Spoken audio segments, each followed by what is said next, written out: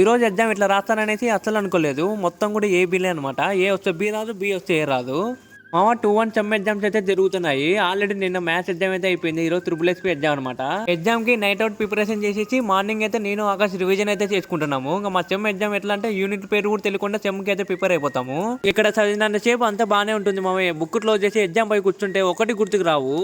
మాకు ఎగ్జామ్ వచ్చి మార్నింగ్ అనమాట 10:15 నుంచి 1:15 వరకు. నా కాలేజ్ రాగానే మా ఫ్రెండ్స్ చేసే యాక్టింగ్ ఎట్లుంటానంటే అన్ని చదివినట్టు ఏం చదవలేదు మామ అన్నట్టు ఉంటాడు. ఏం చదువుకున్నట్టు అన్ని చదివినట్టుగా తిరుగుతా ఉంటాడు.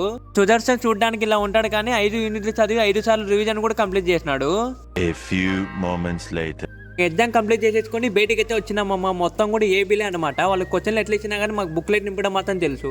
ఈ రోజుతో 2 ఎగ్జామ్స్ అయితే కంప్లీట్ అయిపోయినాయి. ఇంకా మా ఫ్రెండ్స్ ఎగ్జామ్ ఎట్లా రాసిన అడిగితే ఏమన్నారు మీరే చూడండి మామ. మొత్తం అట్నే ఏదని తెలీదు. ఆన్సర్లో ఏమి లేదు, నాకు నచ్చింది రాసేసారు. అంతా ఆయన అనుకుంటే పాస్ అయిపోతా. కరెక్షన్ చేసేవాడు మంచిగా చేయకపోతే